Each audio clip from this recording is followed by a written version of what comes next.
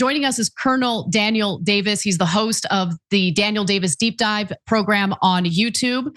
And I wanted to ask the Colonel some questions about what the latest news is out of Ukraine. But more importantly, I wanted to offer a different perspective than what you've heard on this show in regard to the lead up to the Russian invasion into Ukraine.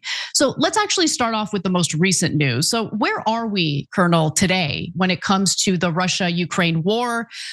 There's supposed to be a ceasefire, but the New York Times reported just today that 4 Ukrainian civilians were killed on Tuesday and 8 more died in strikes early Wednesday. The fighting on the front carried on without having paused at all during the ostensible ceasefire. And the whole point of this piece was to make, draw some attention to the fact that the conventional meaning of ceasefire has been upended during the Trump administration, because even when there clearly isn't a ceasefire, it's being referred to as one. Nonetheless, what is the latest news? This ceasefire, it's important to identify exactly what it was. It was supposed to be a 3-day ceasefire for the purpose of the May 9th Victory Day in Russia, and the same, I forget what they call it, something close to the same thing in Ukraine, because they were all part of the Soviet Union that won World War II, what they call the Great Patriotic War. And so President Putin tried to get one of those last year, and it ended up not working. They kind of had a unilateral ceasefire, and it kind of held a little bit, and then they went back to fighting. So there was never any anticipation this would do anything more than just the 3 days, the day before, the day of, and the day after that May 9th day. So it was always expected as soon as that period ran out that they would turn back on. It generally held at the strategic level because the Russians, I think within 3 hours of the end of that ceasefire period, started what turned out to be a number of waves, and I think 800 drones and missiles ended up being fired from Russia back into Ukraine. And Ukraine did the same thing on a smaller scale, but pretty robust into Russia. So, and then as you pointed out on the front lines, when you're talking about a 700-mile front line, there's gonna be some skirmishes and there's gonna be some breaking, but nothing big involved because there hasn't been any big tactical movements for a few months now, actually. So in that regard, a lot of fire was exchanged back and forth across the line, but nothing of any real significance. So that's kind of where we are right now in terms of what's happened in the last few days. Interesting. So you mentioned that there hasn't been any major, military operations over the last few months. Like, where is this headed? I mean, is this a quagmire, or is there any movement on the Russian side to maybe put an end to this? Yeah, there has been, and it hasn't gotten any media coverage at all here. And I've been really surprised because a lot of the stuff is open on the Russian side. I talked a minute ago about in the Iran, where you got to listen to the Iranian side and the American side and the Israeli side to try to figure out what's actually going on. Same thing here. You got to listen to the Ukrainian side, but you also have to listen to the Russian side. And the Russians are furious at Putin, and they have been growing up for a number of months now because he hasn't been pushing hard enough. Because when this came to we crossed over the 4-year mark here not too long ago in February, and that eventually exceeded the period that the Russians were in World War II, and a lot of them were going, hey, hang on a minute. Our greatest generation won our war in whatever the total number of days was, 1,300, something like that. And they said, now then here we are, we've passed that in, against one country, not against the whole Nazi empire. Why can we not win this, and why aren't you trying harder? And Putin is very risk averse, so he hasn't been wanting to push hard. But now that he's starting to take pressure, even at the troop level, I've gotten some sources who have direct connection to people at the front line, and then others at the strategic level, and they're all getting angry at Putin, and it's starting to become public. So that's putting pressure on him to do something different and to take more of a risk. And now then there's a guy named Karaganov, who came out along with a couple of others, has been saying, you know what? It's time to change the dynamics here. We have been, it's just Russia against Ukraine on the ground, but it's Russia against 50 nations from the United States and all the European nations and a bunch of others from Asia, et cetera. And they say, we're tired of this. It's not just one-on-one, it's 1-on-50. And it's time for us to change the dynamic and start firing missiles into European cities, into European military facilities that are supporting us against this. And they said if that doesn't deter them from stopping any further, then we need to escalate to tactical nuclear weapons. They're saying this out loud, and it's not getting any kind of coverage. I had John Mearsheimer on my show this afternoon, and we talked about this extensively and showed some of the video from it. There's been another one since that time I found on Russian media, and they are getting very serious about this. And I'm just really alarmed that we haven't been paying any attention. So I have a friend named Greg who he's been just nudging me to cover this. And I have to be honest with you, part of me felt like maybe he's being a little bit hysterical because he really believes that pretty soon Europe is going to engage in a kinetic war with Russia, and it could lead to the use of nuclear weapons. And he's like, Anna, you got to dig deeper. You got to dig deeper. But based on what you're telling me, there's a likelihood that that could happen, but Russia would be the one taking the first, carrying out the first strikes. What the Russians are saying in this Karaganov is his name, has been saying this for literally a long time. He was an early proponent of this, but he was a kind of a fringe guy. But now that because it's dragged on so long, it's moved into the mainstream, and a lot of people are saying, yeah, we think this is going to be the case.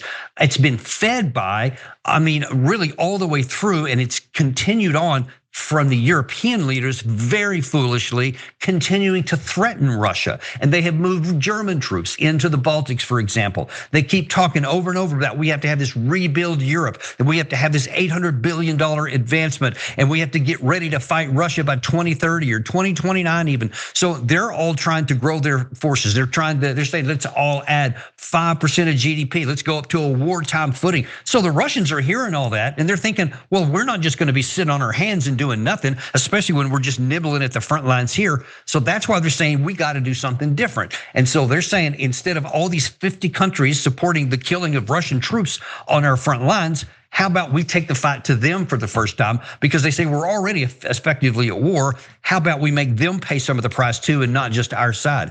And that's the danger, that we keep talking on the Western side about all this coming war with Russia, and now then they're starting to believe it, and now then they may be ready to take some action on it. Now it all goes down to President Putin. How much risk is he willing to take, and how much pressure can he resist on the inside? Because they may strike military targets in Europe, and of course that's an Article 5 trigger right there. That's going to definitely trigger that.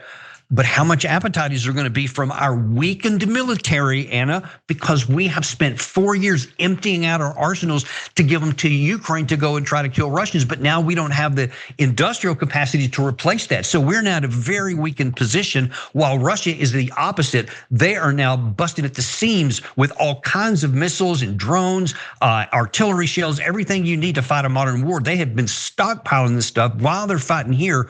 We can't fight a conventional war, or God forbid, a nuclear strike. We just can't do it, or it could be destroying of everybody. But Russia is feeling like they're in the increasing powerful position because they've been preparing for it and mentally, whereas all we do is talk a lot of stuff and then deplete our arsenal. So it's a bad situation.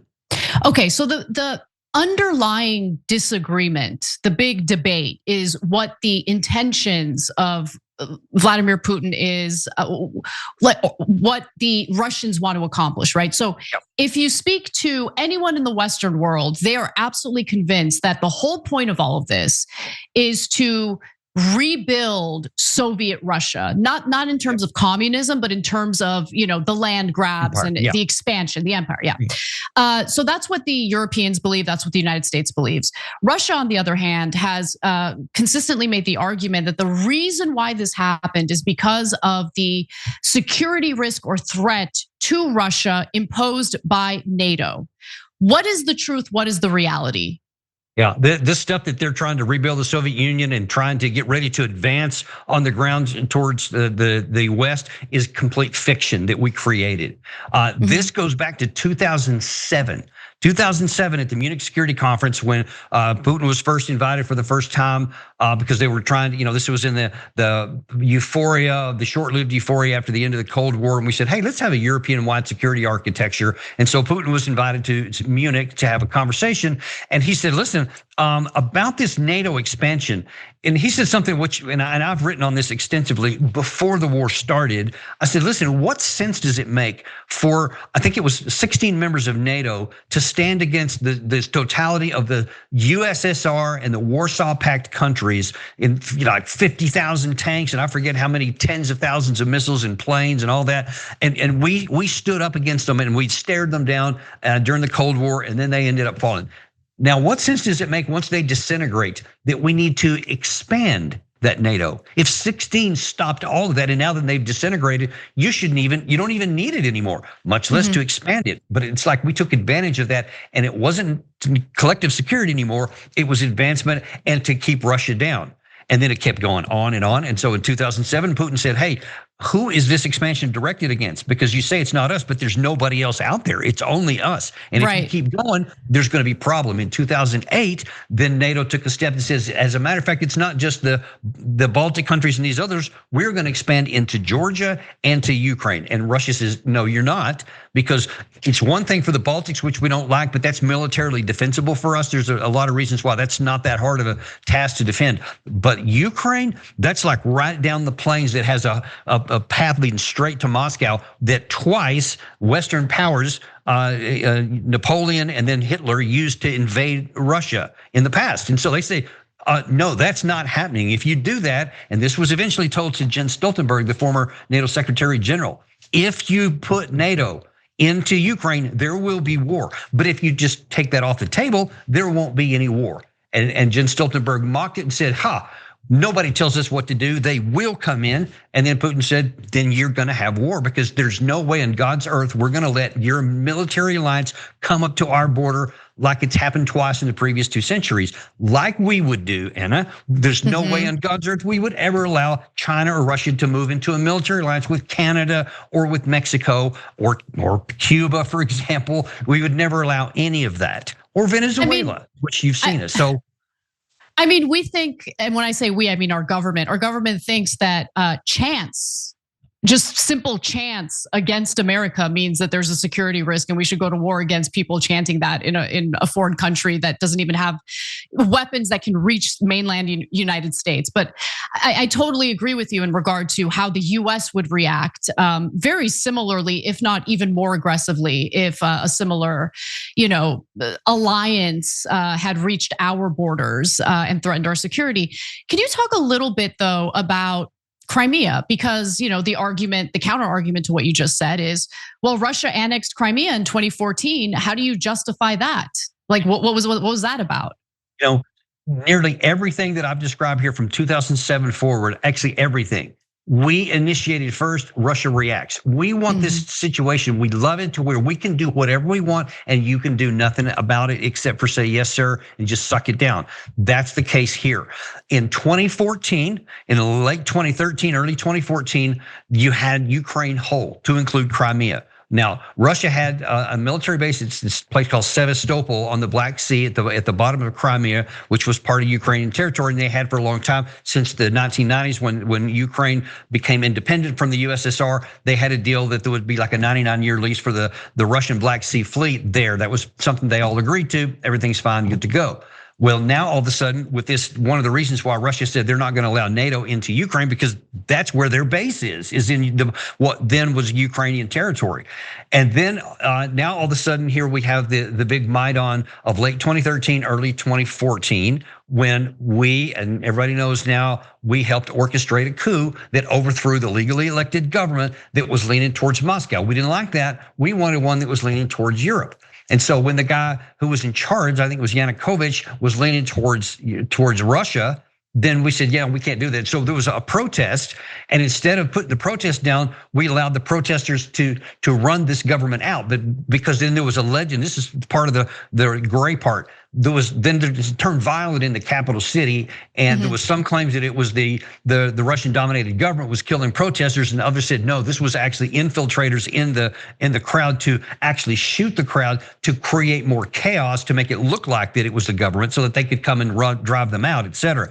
That's in the gray zone. What's not in the gray zone is that Russia, EU, and Ukrainian authorities got together on I want to say it was the 20th of March. I'm sorry, 20th of February, not that 2014, and they came up with a solution. They said, all right, tell you what, we'll have early elections. Russia agreed to this. And they said in May. So from February to May, we'll have early elections. And if your guy wins, then your guy wins. We'll have early elections. And Russia said they knew that they would lose the election because the sentiment had turned against them. But instead of allowing that to happen, we supported the crowd running the Yanukovych out, and then they just took power. And of course, you may be familiar with what's her face, Victoria Nuland, with that famous intercepted phone where we're deciding who's going to be the next leader of Ukraine. And we're talking about all these different people. We put our handpicked person in there because we didn't want there to be an election. We just wanted to choose who was in charge. In response, Putin said, okay, then I see how this is going. We agreed to elections. We aren't going to agree to a coup. And we're now going to take Crimea, which is 95% ethnic Russian anyway. So it was in reaction to what we had helped facilitate inside of Ukraine. That's where that came from. I could talk to you about this for the rest of the show, but unfortunately we're gonna have to wrap up soon. But I have one more question for you that I think is important. And this is something that I myself was naive about and wasn't fully informed about. Talk to me about how ethnic Russians had been treated in Ukraine under Zelensky. Yeah, I mean, there was one of the most infamous was during this Maidan period when it expanded out from the capital later in 2014. It got down into Odessa, and there was a number of pro-Russian folks there, a lot of ethnic Russians, because of course, during the Soviet Union, you had all kinds of ethnic Russians and Ukrainians. They were mixed all over the place. There's a lot of history that I won't bore you with right now that imported a lot of different Russians in over the decades prior. But the people, the pro-Ukrainian people that were the pro-neo-Nazi folks turned against a lot of the ethnic Russian people, and they ended up burning them alive in a building. I can't remember what the building was, but it was just a horrific scene. It's on. People can Google it. It's still on YouTube, where they surrounded all the people, these pro-Ukrainian folks, and then they barricaded them in there, and they set the building on it and burned them all to death. And wow. That's been one of the worst things from the Russian end. But that's the thing. They said, you're going to outlaw the Russian language. You're going to outlaw their ethnic religion. I mean, all these kinds of things. So they kept pushing them down so that they made them not equal citizens in their own country. I'm talking that were people that were citizens of Ukraine from Russian ethnic heritage.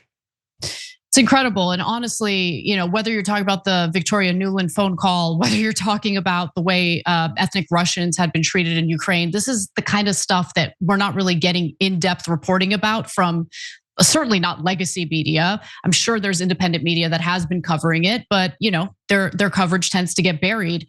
But Colonel, thank you so much for taking the time to explain this to me and to our audience. I think the story is a lot more complicated than the very clean narratives that we've been seeing in places like the Washington Post or the New York Times. So I appreciate you. By the way, I don't want to give you the impression that the Russians are clean. They're not. I mean, there's a lot of plenty of bad things going on all over the place. Bottom line is nobody's hands are clean. This is just two sides that are using a lot of difficult tasks, especially. But the Ukraine side is not this innocent side. That is important to say. Yeah, I agree with you. I think it's a lot more complicated again than what we've been led to believe. So anyway, thank you again, Colonel Daniel Davis, host of the Daniel Davis Deep Dive on YouTube. Everyone, please check it out. Please subscribe, and thank you for being so generous with your time, Colonel. Always my pleasure. Thanks, Anna. Every time you ring the bell below, an angel gets his wings. Totally not true, but it does keep you updated on our live shows.